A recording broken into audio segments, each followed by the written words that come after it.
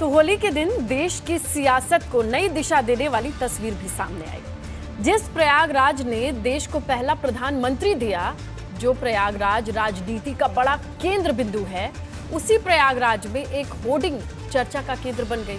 ये होर्डिंग तेलंगाना के मुख्यमंत्री के चंद्रशेखर राव के करीबी ने लगवाई है, जो सियासत के नए संगम का संकेत दे रही है। इस होर्डिंग के जरिए तीसरे मोर्चे की तस्वीर सामने आ रही है। इस होर्डिंग में अलग अलग राज्यों के दिग्गज नेताओं की तस्वीर तो है, लेकिन बसपा सुप्रीमो मायावती का चेहरा गायब है।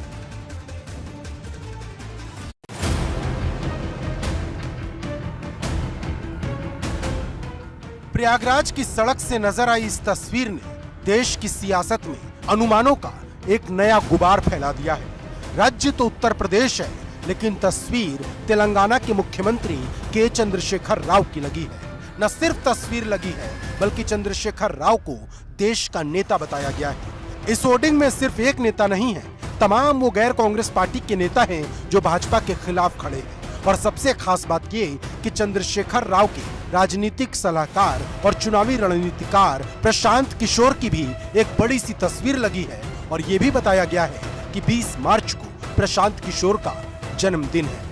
5 राज्यों के चुनाव नतीजों से बेफिक्र विपक्ष अब राष्ट्रपति चुनाव और लोकसभा चुनाव की तैयारियों में जुट गया है। इसी कड़ी में संगम नगरी प्रयागराज में तेलंगाना के मुख्यमंत्री के चंद्रशेखर राव की पार्टी की तरफ से जगह जगह एक होर्डिंग्स लगाई गई है और इन होर्डिंग्स के जरिए के चंद्रशेखर राव को देश का नेता बताने की कोशिश की गई है। इसके साथ साथ इस होर्डिंग पर प्रशांत किशोर की तस्वीर लगाई गई है। प्रशांत किशोर केसीआर के राजनीतिक सलाहकार हैं। 2024 में उन्हें चुनाव लड़ाएंगे, उनके सलाहकार बने हुए हैं। कुछ ही वक्त के बाद राष्ट्रपति का चुनाव है और 2 साल के बाद लोकसभा के चुनाव। माना जा रहा है कि प्रशांत किशोर इन्हीं 2 बड़ी सियासी सीढ़ियों की चढ़ाई करवाने की तैयारी में जुटे हैं।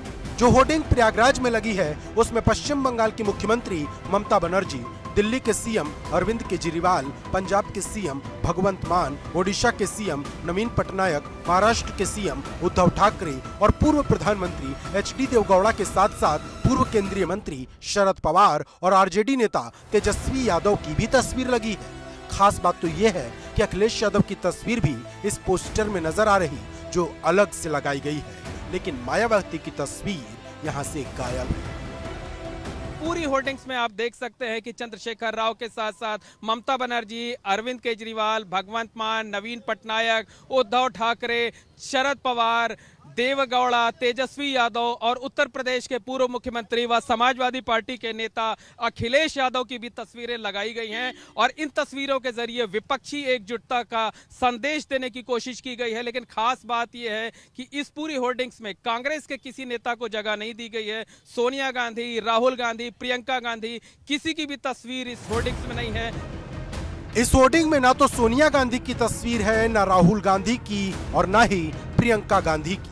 ये होर्डिंग केसीआर की पार्टी के नेता और उनके बेहद करीबी माने जाने वाले तेलंगाना साई ने लगवाई है। और माना जा रहा है कि 5 राज्यों के चुनावी नतीजों को भुलाकर अब नई मुहिम शुरू होने वाली है। और चुनावी रणनीतिकार प्रशांत किशोर इसकी नींव लंबे अरसे से तैयार भी कर रहे हैं।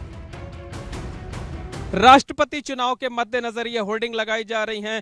साल 2024 में होने वाले लोकसभा चुनाव के मद्देनजर ये होर्डिंग्स लगाई जा रही हैं। और इस होर्डिंग्स का मतलब, इस होर्डिंग्स का मकसद विपक्षी पार्टियों में, विपक्षी नेताओं में एकजुटता दिखाने को है। उनका साफ दावा है कि चंद्रशेखर राव विपक्ष का सबसे मजबूत चेहरा है, इसलिए उनकी होर्डिंग्स यहाँ पर लगाई गई है, उनकी तस्वीर प्रमोट की गई है। प्रशांत किशोर उनके रणनीतिकार हैं, इसलिए उनकी भी तस्वीर यहाँ पर लगाई गई है।